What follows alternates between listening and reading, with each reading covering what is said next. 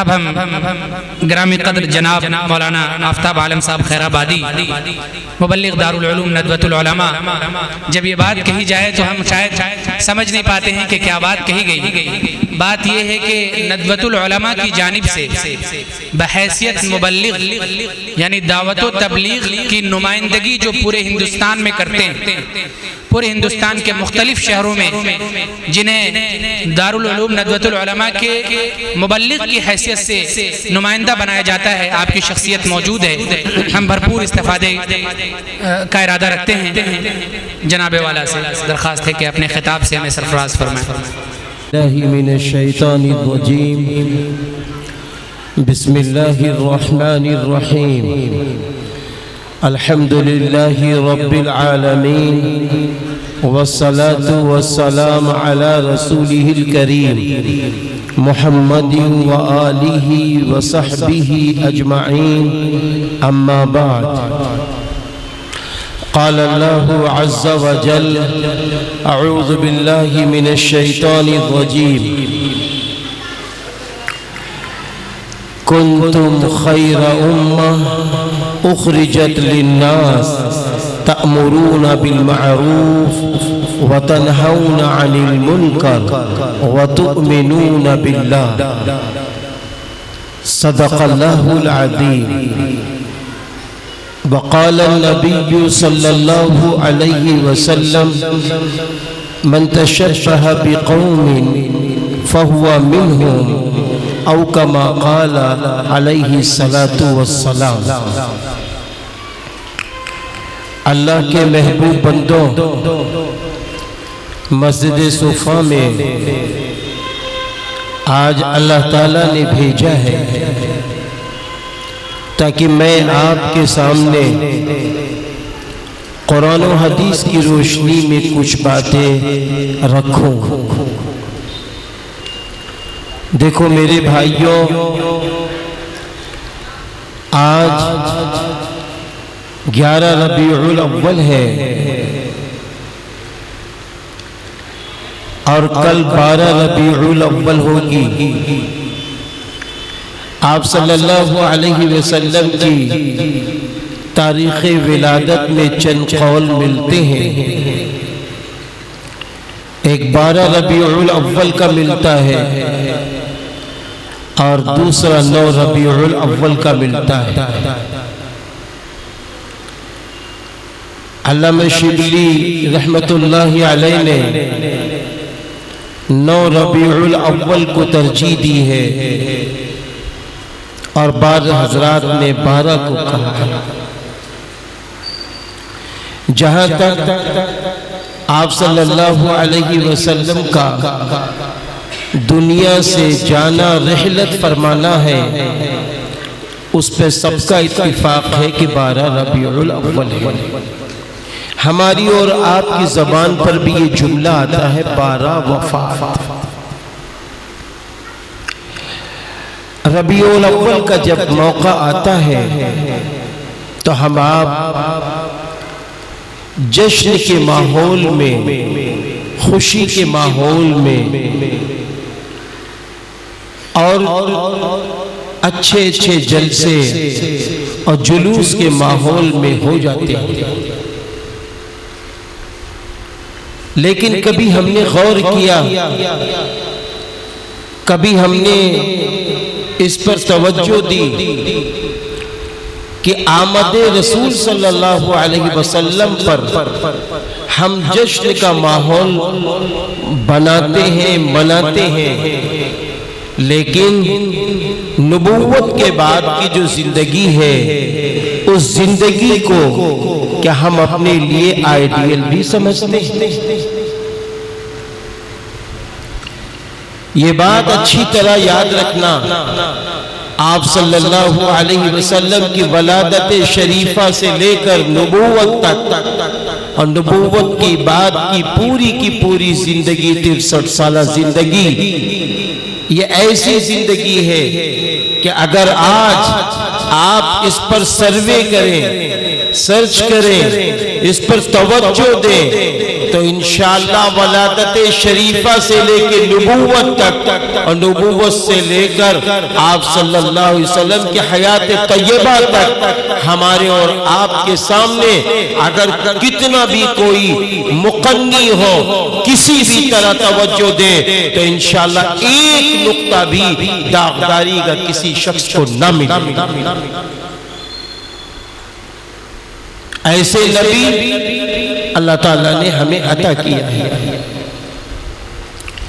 اللہ تعالیٰ نے نبی ہمارے پاس بھیجا ہے.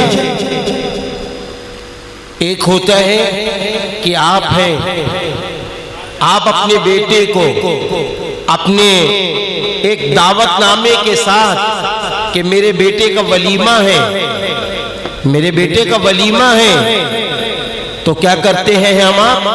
اپنے بیٹے کو اپنے دوست کے گھر بھیجتے ہیں اور فون بھی کرتے ہیں کہ دیکھو آپ کو آنا ہے، میں دعوت نامہ بھیج رہا ہوں اور بھیجنے والا میں ہوں.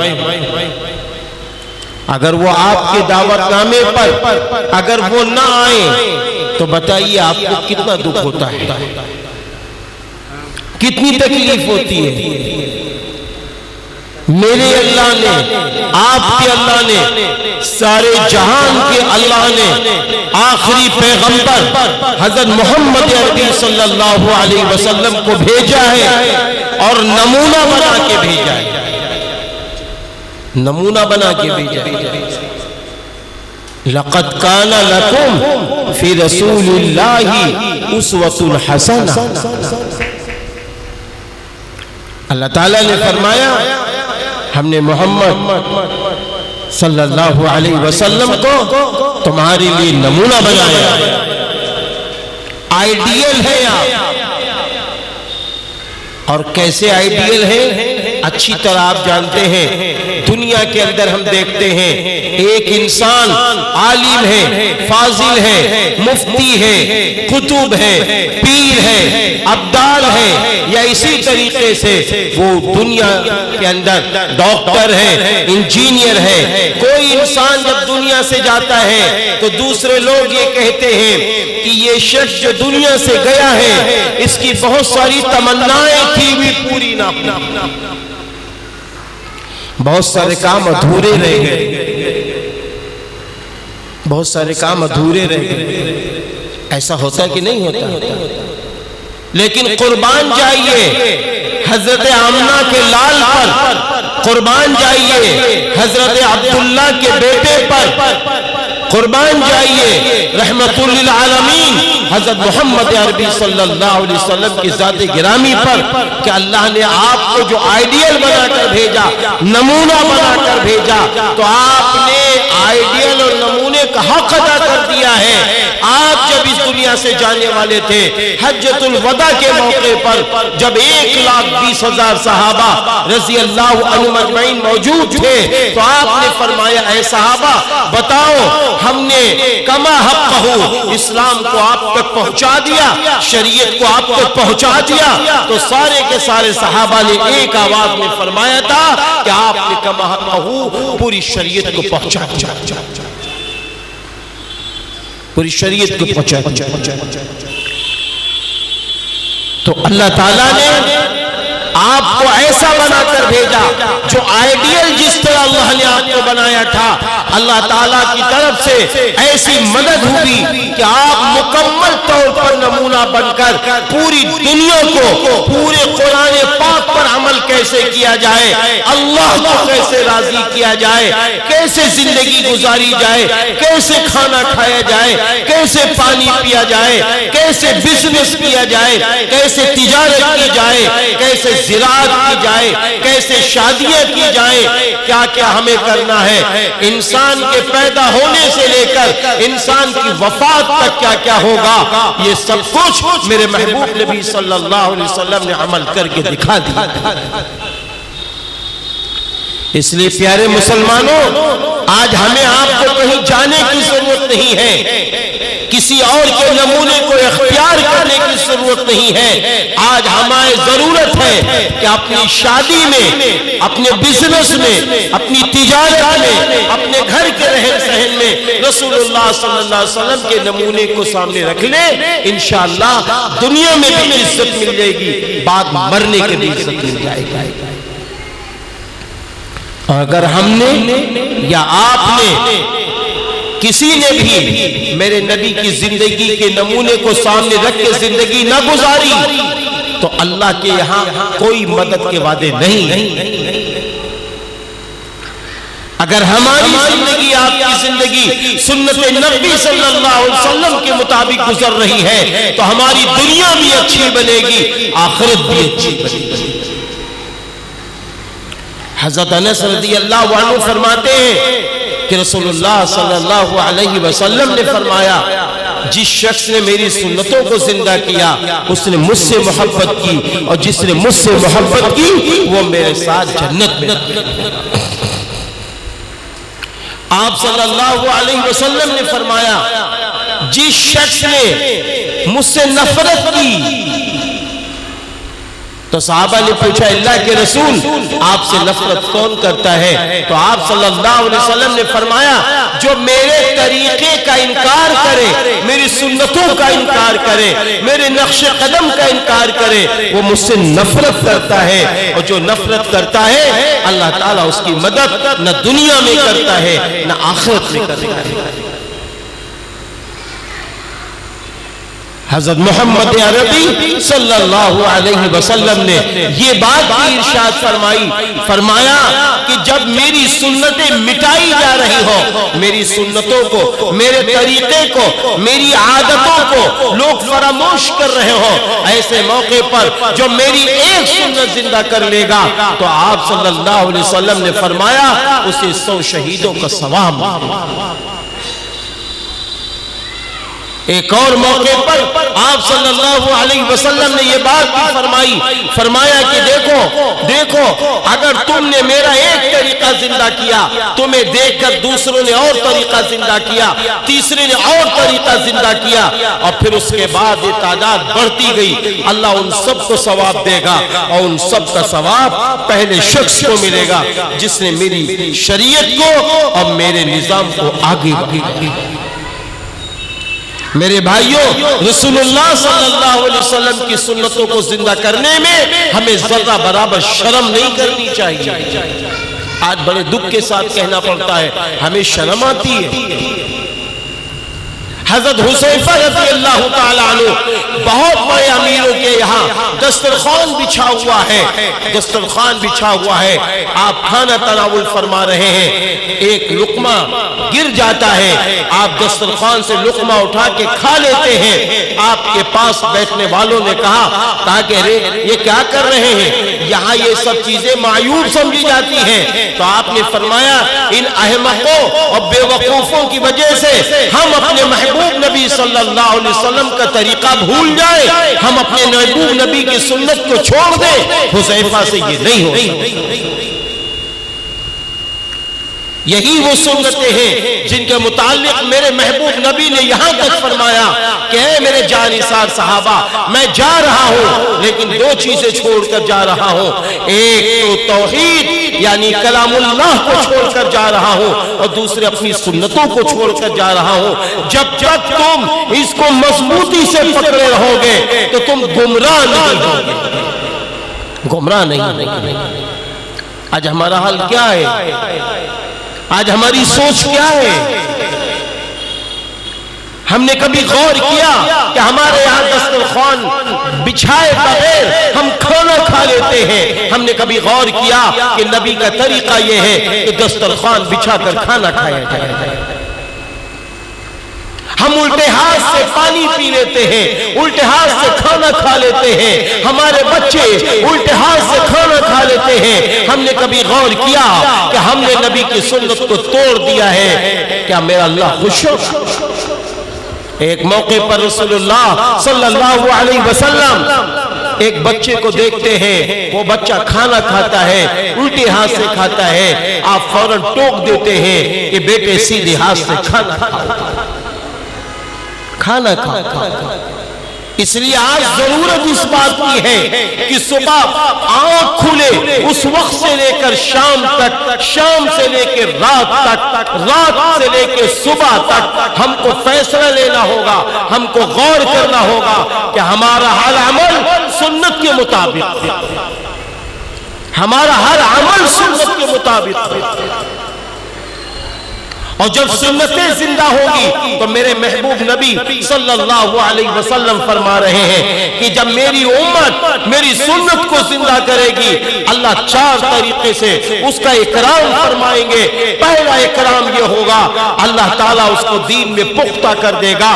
دوسرا اکرام یہ ہوگا، اللہ اس کی روزی میں برکت ڈال دے گا۔ تیسرا اکرام یہ ہوگا، اللہ اپنے نیک بندوں کے دلوں میں اس کی محبت ڈال دے گا۔ اور چوتھا اکرام یہ ہوگا، دشمن اسلام کے دلوں میں اللہ رعب اور دبدبہ ڈال دے گا۔ آج بڑے دکھ کے ساتھ کہنا پڑتا ہے، آج بڑے دکھ کے ساتھ کہنا پڑتا ہے، ہر چیز کی فکر ایک باپ کو ہے، لیکن ایک باپ کو فکر نہیں ہے تو یہی فکر نہیں ہے کہ میرا بیٹا سنت کے مطابق کپڑے پہنتا ہے کہ نہیں پہنتا، میری بیوی سنت کے مطابق چلتی کہ نہیں چلتی، میرا بچہ سنت کے مطابق چلتا ہے کہ نہیں چلتا۔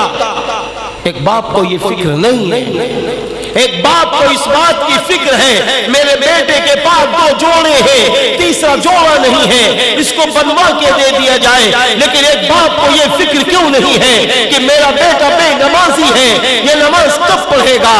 میں ایک باپ کو یہ فکر کیوں نہیں ہے کہ فجر کی نماز بیٹا چھوڑ کر نبی کی آنکھوں کو تکلیف پہنچا کر یہ سوتا رہتا ہے؟ ایک باپ کو اس کی فکر کیوں نہیں؟ ایک باپ کو اس کی فکر کیوں نہیں؟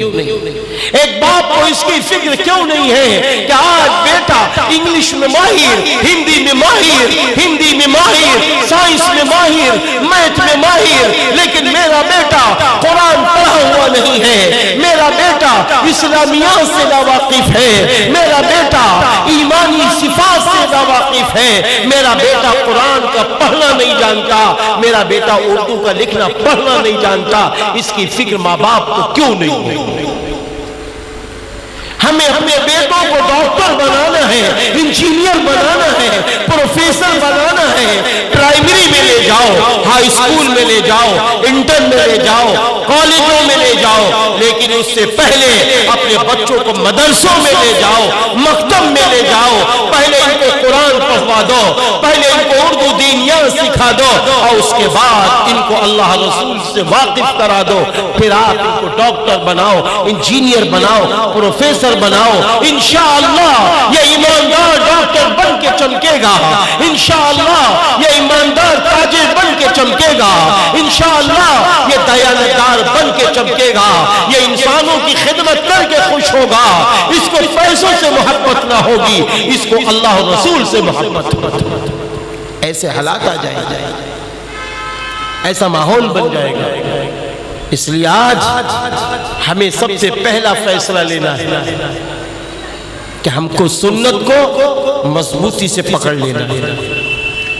اما جان حضرت عائشہ صدیقہ رضی اللہ تعالی عنہ فرماتی ہے کہ میرے نبی نے فرمایا ہے اللہ کی بھی لعنت اور رسول کی بھی لعنت ان 6 لوگوں میں ایک وہ شخص ہے، یعنی ان 6 پہ بھی لعنت اللہ اور رسول کی ہے، اور ان میں ایک وہ شخص بھی ہے جو تارک سنت ہے، جو نبی کی سنتوں کو توڑتا ہے۔ بتاؤ میرے بھائیوں، آج ذرا غور کرو، ہم نے نبی کے طریقے کو توڑا، ہم کو کوئی فکر نہ ہوئی، لیکن جب اللہ تعالیٰ نے نبی کو بھیجا ہے، نمونہ بنا کے بھیجا ہے، لَقَدْ كَانَ لَكُمْ فِي رَسُولِ اللَّهِ أُسْوَةٌ حَسَنَةٌ، اور ایسا نمونہ بنا کے بھیجا ہے۔ اللہ تعالیٰ نے یہ بھی فرما دیا اگر کوئی یہ کہتا ہے مجھے اللہ سے محبت ہے، تو پھر اس کے سامنے یہ بات اللہ رکھ رہا ہے، قُلْ إِن كُنتُمْ تُحِبُّونَ اللَّهَ فَاتَّبِعُونِي يُحْبِبْكُمُ युहब्बिकुमुल्लाह व यग़फिर लकुम ज़ुनूबकुम। ऐ नबी कह दो, अगर कोई शख्स कहता है हम अल्लाह से मोहब्बत करते हैं तो उससे कह दो फत्तबिऊनी, तुम मेरी इत्तिबा करो, तुम मुझसे मोहब्बत करो, तुम मेरी इताअत करो, तुम मेरे फरमान के मुताबिक जिंदगी गुजारो। युहब्बिकुमुल्लाह, वो अल्लाह तुमसे मोहब्बत कर लेगा, व यग़फिर लकुम ज़ुनूबकुम, वो अल्लाह तुम्हारे गुनाहों को माफ। इसलिए प्यारे प्यारे मुसलमानों, अल्लाह के महबूब बंदो, अगर हम चाहते हैं इज्जत, शोहरत, उम्र में बरकत, माल में बरकत, औलादों की मदद चाहते हैं तो हमको तौहीद को सीने से लगाना होगा, हमको कुरान करीम से जोड़ना होगा, हमको रसूलुल्लाह सल्लल्लाहु अलैहि वसल्लम की तालीमात समझना होगा और नबी की सुन्नतों के मुताबिक अपनी जिंदगी गुजारना होगा। तो अल्लाह की मदद आ जाएगी, अल्लाह की रहमत आ जाएगी। अल्लाह ताला ने कुरान में फरमाया वातियुल्लाह वर रसूल लअल्लकुम तुरहमून, और अल्लाह की और रसूल की इताअत करो ताकि तुम पर रहम। इसलिए आइए हम आप एक फैसला ले रबीउल अव्वल के महीने में कि जो जिंदगी गुजर गई है हम उस जिंदगी पर अगर सुन्नत के मुताबिक गुजरी है, तौहीद के मुताबिक गुजरी है, कुरान के हुक्मों के मुताबिक गुजरी है तो हम अल्लाह का शुक्र अदा करेंगे। अगर इससे हटकर गुजरी है तो अल्लाह की हुजूर तौबा करेंगे, अल्लाह माफ कर दीजिए, और फिर एक फैसला लेंगे कि अल्लाह ताला हम तेरे सामने यहद करते हैं कि हम अपनी 24 घंटे की जिंदगी को नबी के नक्शे कदम के मुताबिक गुजारेंगे और तौहीद खालिस के मुताबिक गुजारेंगे। मैं कुरान से, नबी से, सहाबा से जुड़ कर रहेंगे और अल्लाह तेरे हुक्मों के मुताबिक जिंदगी गुजार। ये फैसला लेना पड़ेगा, ये फैसला करना पड़ेगा। अगर हम ये फैसला ले लेते हैं तो फिर प्यारी प्यारी जिंदगी है, अगर ये फैसला नहीं लेते हैं तो फिर एक मिसाल समझ लीजिए कि आपने एक कुर्ता अपना पुराना लिया और टेलर मास्टर के वहां गए, टेलर मास्टर से कहा कि टेलर साहब मेरा ये कुर्ता है, इस नमूने के मुताबिक नया कुर्ता सी दो। टेलर साहब ने कहा ठीक है। फिर जब आप अपना कुर्ता लेने गए तो आपने वहां खोल के देखा तो जितनी आस्तीन होनी चाहिए टेलर ने 2 अंगुल आस्तीन बड़ी कर दी, जितना दामन होना चाहिए टेलर ने वो दामन और चौड़ा कर दिया और लंबा कर दिया। अब आप बताइए आप ऐसे मौके पे क्या करते हैं? हम क्या करते हैं? हम आप क्या करते हैं ऐसे मौके पर? टेलर के ऊपर गुस्सा आएगा कि नहीं आएगा कि टेलर साहब ये क्या क्या आपने? तो टेलर साहब कहते हैं सुनिए भाई, आपका कपड़ा बड़ा कीमती था, आपका कपड़ा बड़ा कीमती था, मैंने सोचा आपका कपड़ा कतरन न बन जाए, इसलिए मैंने आपके कपड़े को कतरन बनाने से बचा लिया, कीमती कपड़ा था। तो क्या आप खुश हो जाएंगे इस सुनकर? भाइयों बोलो खुश हो जाएंगे? हाँ नहीं खुश होंगे मेरे भाइयों, नहीं खुश होंगे बल्कि गुस्सा आ जाएगा। तो बताओ प्यारे मुसलमानों, अल्लाह के महबूब बंदो, आज अपना नमूना हम टेलर को दे, टेलर उसके मुताबिक न सिले तो हमें आपको गुस्सा आ जाता है। बताओ क़यामत के दिन जब अल्लाह अपनी बारगाह में हम सबको जमा करेगा, क़यामत के दिन जमा करेगा और जमा करने के बाद अल्लाह कहेगा ऐ मेरे बंदो, ऐ मेरी बंदियों, बताओ तुम मेरे महबूब नबी का नमूना लेकर आए हो या नहीं? क्या करोगे आप उस वक्त? हम कहां जाएंगे? मेरा अल्लाह भी तो पूछेगा ना, हमने आखिरी नबी को नमूना बनाकर भेजा था, आइडियल बनाकर भेजा था, तुमने मेरे आइडियल के मुताबिक जिंदगी गुजारी है तो तुम जन्नती हो, और अगर मेरे आइडियल के मुताबिक तुमने जिंदगी नहीं गुजारी है तो आज तुमको मुसीबत का सामना। کہاں جائیں گے اس وقت میرے بھائیوں؟ آج تو دنیا میں ہم کہتے ہیں ہم نے فلانے کی وجہ سے شادی کی مثال لے لیجئے، فلانا صاحب کی وجہ سے ہم نے 150 باراتی کر دیے، جبکہ بارات کا نام و نشان شریعت میں نہیں۔ فلاں صاحب کی وجہ سے ہم نے اپنے گھر میں ہلدی کا سماروہ کر لیا، جبکہ حال یہ ہے چچا زاد، پھوپھی زاد، خالہ زاد، مامو زاد، ان بہنوں سے پردہ ہے۔ آج یہ بہنیں اس ہلدی میں کیسی تفریح مذاق ایک جوان بچے سے کرتی ہے، کبھی ہم نے اس پر غور کیا؟ آج ہم سماج کو خوش کر رہے ہیں، اپنے گھر والوں کو خوش کر رہے ہیں، آج انسانوں کو خوش کر رہے ہیں، تو میرا اللہ ضرور پوچھے گا تم نے سب کو خوش کیا، تم نے مجھے کیوں نہیں خوش کیا، تم نے مجھے کیوں نہیں راضی کیا؟ کہاں ہم جواب دیں گے؟ کون سا ہمارا جواب ہوگا؟ آج میں مبارکبادی دیتا ہوں حضرت مولانا زین الحق ندوی صاحب، استاد دارالعلوم ندوۃ العلماء اور آپ کے چاہنے والوں کو اور آپ کی کمیٹی کو،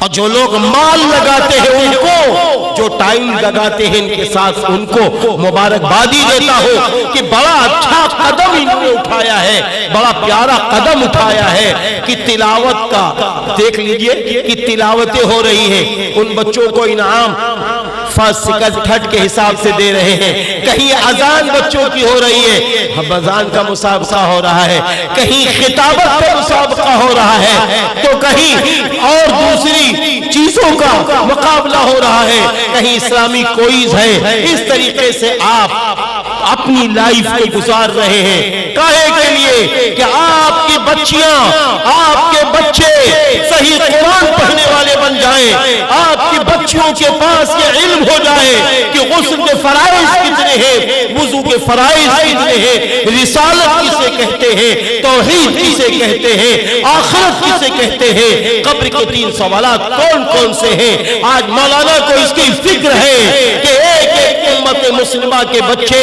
اور بچیاں اللہ رسول سے جڑ کر یہ ڈاکٹر، انجینئر بنے، یہ پروفیسر بنے، تاکہ آگے ایمان کی روشنی میں چل سکے۔ اس لیے میں دل کی گہرائیوں سے آپ کو مبارکبادی پیش کرتا ہوں، اور اس کے ساتھ آپ کو بھی مبارکبادی دیتا ہوں کہ آپ بڑے خوش نصیب ہیں، آپ بڑے خوش نصیب ہیں کہ آپ نے مولانا کا ساتھ دیا، آپ کے بچوں کو بہت کچھ یاد ہے۔ ابھی وزیر باغ میں 2-3 روز پہلے ایسے ہی اسلامی کوئز میں جانا ہوا، وہاں سوال جواب ہو رہے تھے۔ آج تو ٹائم کم ہے، میں نے پھر بھی بہت زیادہ وقت آپ کا لے لیا ہے، تو وہاں سوال جواب ہو رہے تھے۔ ان سوال جواب میں ایک سوال تھا، وہ یہ تھا کہ اذان سب سے پہلے اذان رسول اللہ صلی اللہ علیہ وسلم کے سامنے کس نے دی؟ اس میں ایک دوسرا سوال تھا، سب سے پہلے کس نے اذان سنائی؟ معصوم بچے، یہ ہوا کہ پہلے بڑے لوگ سوال کا جواب دیں گے، سب بیٹھے رہے۔ میں نے دیکھا سامنے معصوم بچے تھے، ان میں اکثریت ہمارے بچوں کی ہاتھ اٹھائے کھڑے ہوئے ہیں، ہم جواب دیں گے، ہم جواب دیں گے۔ ایک سوال تھا کہ قرآن کریم میں کتنی آیتیں ہیں، ایک سوال تھا قرآن کریم میں کتنی سورتیں ہیں، کتنے رکوع ہیں۔ معصوم بچے ہاتھ اٹھا رہے تھے۔ میرے بھائیوں، پتہ یہ چلا کہ ہم کو اپنی بھی فکر کرنی ہے، اپنے بچوں کی بھی فکر کرنی ہے۔ حضرت مولانا اپنی فکر میں کوشاں ہے، فکر مند ہے کہ آپ چاہتے ہیں کہ آپ کے بچے تعلیم یافتہ بن جائیں۔ پتہ چلا راستے میں ہم آ رہے تھے تو ہمارے بھائی جناب عادل خان صاحب نے ایک بات، بہت پیاری بات بتائی، طبیعت خوش ہو گئی۔ پتہ چلا مولانا کے بھائی صاحب یہاں ایک کالج بھی چلا۔ مجھے یقین ہے کہ اس کالج کے اندر جہاں انگریزی میں، ہندی میں، سائنس میں، میتھ میں ہمارے بچے آگے بڑھ رہے ہیں، ہمیں یہ بھی یقین ہے کہ وہاں اردو میں بھی ہمارے بچے، دینیات میں بھی ہمارے بچے آگے بڑھ رہے ہیں۔ تو ضرورت ہے کہ ایسے لوگوں کو ہم ساتھ دیں، ضرورت ہے ایسی جگہ ہم اپنے بچوں کو داخل کرائیں، ضرورت ہے ایسے لوگوں کا تعاون کریں۔ آپ ان کا تعاون کریں گے تو یہ آپ کو پڑھا لکھا اچھا بچہ بنا کے واپس کریں۔ اس لیے میں دل کی گہرائیوں سے آپ سبھی کو مبارکبادی دیتا ہوں کہ ایسے ایسے پروگرام میں بچوں کی ہمت افزائی کے لیے آپ سب فکر مند رہتے ہیں، اپنا قیمتی وقت دیتے ہیں، دیتے رہیے۔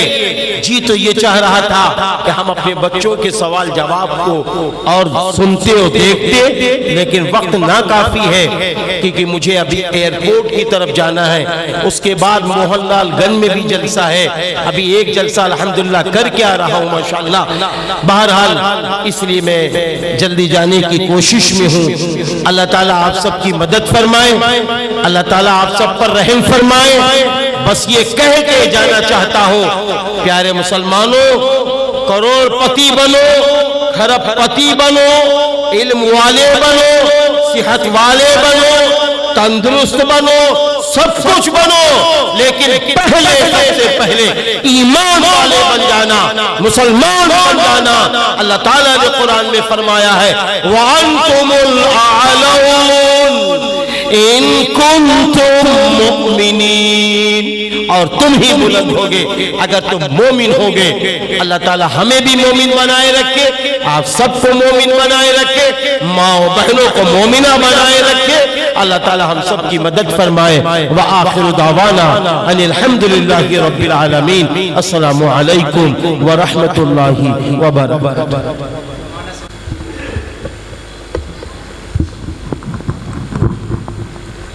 ماشاءاللہ وبارک اللہ فیک۔ ہم بہت مشکور ہیں مولانا کے کہ انہوں نے اپنا بہت ہی قیمتی وقت، بہت مشغول ترین اوقات میں سے ہم سب کو اپنا وقت دیا۔ یہاں موجود تمام لوگوں کی جانب سے، مسجد صفا کی کمیٹی کے تمام ممبران کی جانب سے، بیت المال کے تمام دوستوں کی جانب سے محبت کا ایک بہت ہی معمولی سا تحفہ آپ کی خدمت میں پیش کرنا چاہتے ہیں۔ یہ کوئی سیاسی تحفہ نہیں ہے، محبت کی ایک علامت ہے۔ پورے ملک میں آپ کی جو خدمات ہیں اس کی علامت کے طور پر یہ تحفہ ہم چاہتے ہیں کہ جناب مولانا استاذ گرامی قدر زین الحق صاحب ندوی زیدہ مجدہم آپ کی خدمت میں پیش فرمائیں۔ اللہ تعالیٰ آپ کی خدمات کو دراز فرمائے اور ہم سب کو بار بار اس مسجد کے اندر آپ سے فائدہ اٹھانے کی توفیق عطا فرمائے۔ اللہ تعالیٰ آپ کی خدمات کو قبول فرمائے اور آپ سے درخواست ہے کہ اس مسجد کی ترقی کے لیے، یہاں کے تمام لوگوں کی خیر خواہی کے لیے، خیر و برکت کے لیے دعا فرماتے رہیں گے۔